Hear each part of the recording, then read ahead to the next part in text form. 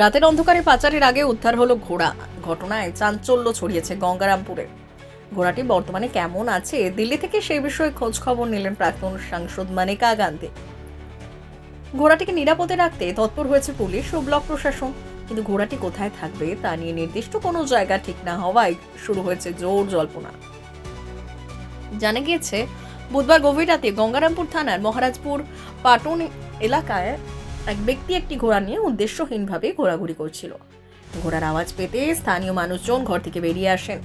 বেগতিক বুঝে ঘোড়া ছেড়ে পালিয়ে যায় ওই ব্যক্তি। এরপর স্থানীয় মানুষজন ঘোড়াটিকে মহাদেবদের বাড়িতে রাখেন। বৃহস্পতিবার সকাল হতে ঘোড়া দেখতে কৌতূহলী মানুষদের ভিড় জমে। বেলা 10টা নাগাদ খবর যায় গঙ্গারামপুর থানার পুলিশের কাছে। ঘোড়া উদ্ধারের খবর পৌঁছয় দক্ষিণ দিনাজপুর জেলা পশু কল্যাণ বোর্ডের আধিকারিক ব্রতিন চক্রবর্তীর কাছে। এরপর দিল্লি থেকে ঘোড়াটির বিষয়ে খোঁজ খবর নেন প্রাক্তন সাংসদ মানেকা গান্ধী। ঘোড়াটিকে কোথায় রাখা হবে তা নিয়ে পুলিশের তৎপরতা শুরু হয়, তবে ঘোড়াটি কোথায় ঠাঁই হয় সেটাই এখন দেখা।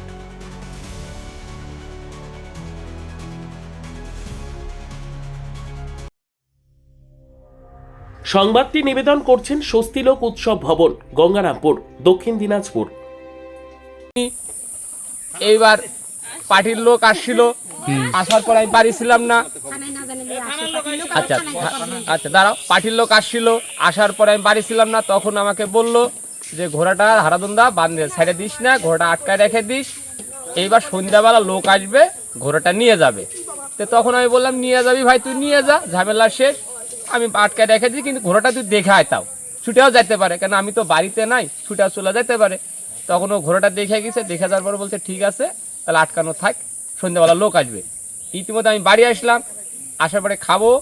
ইতিমধ্যে আমার বেটা জয়দেব পুলিশের চাকরি করে, জয়দেব আসলো, আসার পরে জয়দেব দেখলো, দেখার পরে জয়দেব বলতেছে কাকা তাহলে কোথায় খবর পাওয়া যায়। তখন বললাম বেটা খবর আর কোথায়, তুই নাকি বললি পুরান পাড়াতে খবর আছে, তাহলে পুরান পাড়াতেই দে।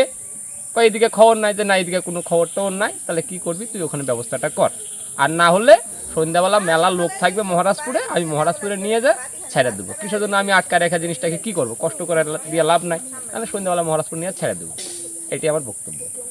সর্বোত্তম সুযোগ সুবিধে রয়েছে আতিথেয়তায় সুপরিচিত স্বস্তিলোক উৎসব ভবন। অতিথিদের যে কোনো অনুষ্ঠানের জন্য উপযুক্ত ওয়ান স্টপ ডেস্টিনেশন। আমরা আপনার বিশেষ অনুষ্ঠানটিকে অবিস্মরণীয় করে তুলি। স্বস্তিলোক উৎসব ভবন, শিববাড়ি রোড, গঙ্গারামপুর, দক্ষিণ দিনাজপুর।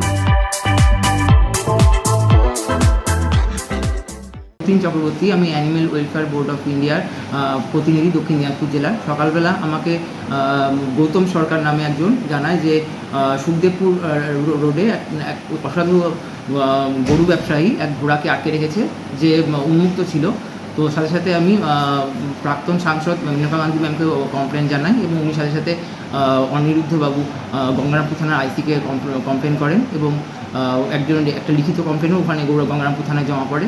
আর আমি পশু কল্যাণ দপ্তরে বিষয়টি জানিয়েছি, কেননা এভাবে অসাধুভাবে, যার কাছে কোনো ওনারশিপের কার্ড নেই, কোনো কিছু নেই, সে যদি ঘোড়াকে আটকে রাখে তো সেটা কেস প্রপার্টি রুলের আন্ডারে এটা ইল্লিগাল। তো তার বিরুদ্ধে উপযুক্ত ব্যবস্থা গ্রহণ করা হবে, এবং আমি ধন্যবাদ জানাচ্ছি প্রশাসনকে যে সাথে সাথে দ্রুততার সাথে এই বিষয়ে অ্যাকশন নিয়েছে এবং উপযুক্ত ব্যবস্থা গ্রহণ করেছে। বিশেষ প্রতিবেদন, উত্তর বাংলার সংবাদ।